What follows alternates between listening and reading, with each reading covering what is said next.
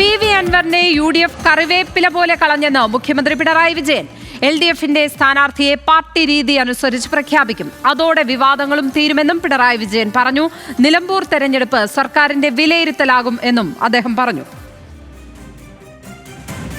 ഞങ്ങൾ ആലോചിക്കുന്നത് തെരഞ്ഞെടുപ്പ് പ്രഖ്യാപിച്ചു കഴിഞ്ഞാലാണ്. അപ്പോൾ ആ പ്രഖ്യാപനം കഴിഞ്ഞു ഇപ്പോൾ ആലോചനകൾ നടക്കുന്നുണ്ട്. അതിൻ്റെ പരിസമാപ്തി അടുത്ത ദിവസം ഉണ്ടാവും. അപ്പോൾ ഞങ്ങൾ പ്രഖ്യാപനവും നടത്തും. മറ്റേയാളെ പറ്റി അധികം പറയണ്ട. അതെല്ലാവരും കറിവേപ്പില പോലെ കളഞ്ഞല്ലോ. അതിൽ യഥാർത്ഥത്തിൽ അതാണല്ലോ ഉണ്ടായിട്ടുള്ളത്.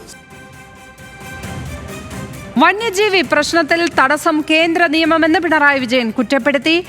ശല്യജീവികളെ കൊല്ലാനുള്ള നിയമനിർമ്മാണം നിലമ്പൂർ ലക്ഷ്യമിട്ടാണെന്ന് വന്യജീവികൾ പോലും പറയില്ല എന്നും പിണറായി പരിഹസിച്ചു.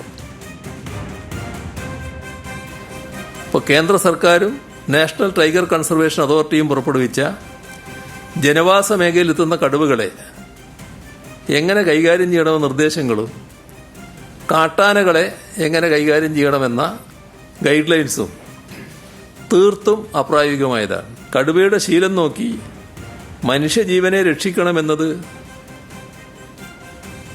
എന്തൊരു മനുഷ്യജീവൻ രക്ഷിക്കുന്നതിനല്ലേ പ്രാധാന്യം കൊടുക്കേണ്ടത്? അതിന് കടുവേൻ്റെ ശീലമാണോ നോക്കേണ്ടത്? അത് ഈ കാട്ടിലെ ജീവികൾ പറയാനിടയില്ല.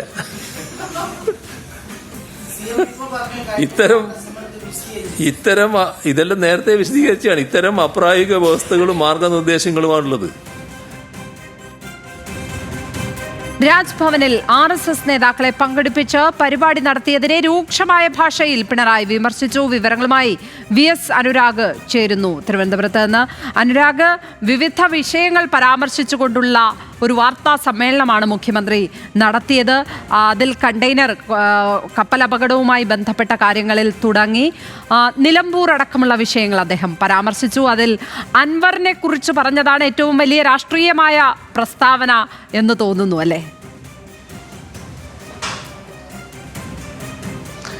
തീർച്ചയായും ലക്ഷ്മി പത്മ സൂചിപ്പിച്ചതുപോലെ കപ്പൽ അപകടത്തിലാണ് തുടങ്ങിയത്. കപ്പൽ അപകടവുമായി ബന്ധപ്പെട്ട് നിലവിൽ തുടക്കത്തിൽ ആശങ്കയുണ്ടായിരുന്നെങ്കിലും ഇപ്പോൾ നിലവിൽ ആശങ്കപ്പെടേണ്ട സാഹചര്യമില്ല എന്നുള്ളതാണ് അദ്ദേഹം വ്യക്തമാക്കുന്നത്. അതിലൊപ്പം തന്നെ ഒരു ആശ്വാസ പ്രഖ്യാപനം കൂടി അദ്ദേഹം നടത്തുകയുണ്ടായി. ഇപ്പോൾ മത്സ്യബന്ധനവുമായി ബന്ധപ്പെട്ട് മത്സ്യത്തൊഴിലാളികൾക്ക് നിലവിൽ ആശങ്കയുള്ള സാഹചര്യമുണ്ട്. അവർക്ക് 1000 രൂപ നിലവിൽ ഒരു ദുരിതാശ്വാസമായും അതിലൊപ്പം തന്നെ 6 കിലോ റേഷൻ കൂടി അവർക്കിപ്പോൾ നൽകാനുള്ള തീരുമാനമായിരിക്കുന്നു. അത് എത്ര നാൾ എന്നുള്ള കാര്യം സാഹചര്യം വിലയിരുത്തി പ്രഖ്യാപിക്കും എന്നുള്ള കാര്യമാണ് അദ്ദേഹം പറയുന്നത്. അതിനൊപ്പം ഈ ഇന്ധനം മാറ്റാനുള്ള നടപടികൾ അടക്കമുള്ള കാര്യങ്ങളിൽ വ്യക്തമായ തന്നെ കാര്യങ്ങൾ ചർച്ച ചെയ്ത് തീരുമാനിച്ചിട്ടുണ്ട്. അതിനൊപ്പം ഏറ്റവും പ്രധാനമായും PV അൻവറുമായി ബന്ധപ്പെട്ട് അല്ലെങ്കിൽ നിലമ്പൂർ തെരഞ്ഞെടുപ്പുമായി ബന്ധപ്പെട്ടുള്ള കാര്യം തന്നെയാണ് ഏറ്റവും രാഷ്ട്രീയമായി പ്രസക്തിയുള്ള കാര്യം. അതിൽ പ്രതിപക്ഷമായാലും BJP ആയാലും പറയുന്ന കാര്യം അത് ഭരിക്കുന്ന പാർട്ടിക്ക് ഇതുവരെ ഒരു സ്ഥാനാർത്ഥി പ്രഖ്യാപനത്തിലേക്ക് കടക്കാൻ സാധിച്ചില്ല എന്നുള്ള കാര്യമാണ്. പക്ഷേ പാർട്ടിക്ക് പാർട്ടിയുടേതായ കാര്യമുണ്ട്. അതനുസരിച്ച് തന്നെ പ്രഖ്യാപനം ഉണ്ടാകുമെന്ന കാര്യമാണ് മുഖ്യമന്ത്രി പറഞ്ഞു വെക്കുന്നത്.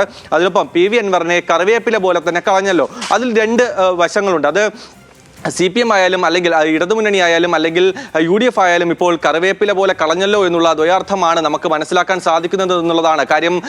LDFിൽ നിന്ന് വലിയ സ്ഥാനമാനങ്ങൾ പ്രതീക്ഷിച്ച് അദ്ദേഹം പിന്നീട് അതിൽ നിരാശനായി രാജിവെച്ച് പോകുന്നു അല്ലെങ്കിൽ പുറത്തേക്ക് പോകുന്നു. പിന്നീട് UDFിൽ വലിയ രീതിയിലുള്ള സമ്മർദ്ദം ചെലുത്തി നോക്കുന്നു. പക്ഷേ അവിടെയൊന്നും അത് യേശാതെ ഇപ്പോൾ കറിവേപ്പില പോലെ അവർ കൂടി കളയുന്ന സാഹചര്യമായല്ലോ എന്ന് പരിഹാസത്തോടെ അദ്ദേഹം പറയുന്ന സാഹചര്യമുണ്ടായി. അതിനൊപ്പം തന്നെ രാജ്ഭവനിലെ RSS നേതാവിന്റെ പ്രഭാഷണം, അത് RSS നേതാക്കൾ നടത്തിയ ഒരു പരിപാടി, അതിൽ RSS നേതാവ് സംസാരിച്ചു. പക്ഷേ അത് ഗൗരവതരമായി തന്നെ കാണേണ്ടതുണ്ട്. ശരിയായില്ല എന്നുള്ള അഭിപ്രായം തന്നെയാണ് അദ്ദേഹം പറഞ്ഞു വെക്കുന്നത് എന്നുള്ളത് തന്നെയാണ്. അതിനൊപ്പം മനുഷ്യ വന്യജീവി സംഘർഷത്തുമായി ബന്ധപ്പെട്ട് നിയമനിർമ്മാണം അത് കൃത്യമായി തന്നെ മുന്നോട്ട് പോകുന്നു. അതിൽ നിർദ്ദേശങ്ങൾ സമർപ്പിക്കാൻ വനം സെക്രട്ടറിക്ക് നിർദ്ദേശം നൽകിയിട്ടുണ്ട്. പല രീതിയിലുള്ള ഊഹാപോഹങ്ങൾ ഇതുമായി ബന്ധപ്പെട്ട് പലരും പ്രചരിപ്പിക്കുന്നുണ്ട്. സർക്കാർ ഒന്നും ചെയ്യുന്നില്ല. പക്ഷെ അതിൽ കേന്ദ്ര നിയമമാണ് തടസ്സമായി നിൽക്കുന്നത് എന്ന കാര്യം എല്ലാവർക്കും അറിയാമെങ്കിൽ പോലും പലരും അത് വളച്ചൊടിച്ച് പ്രചരിപ്പിക്കുന്ന സാഹചര്യം ശരിയായുള്ളതല്ല.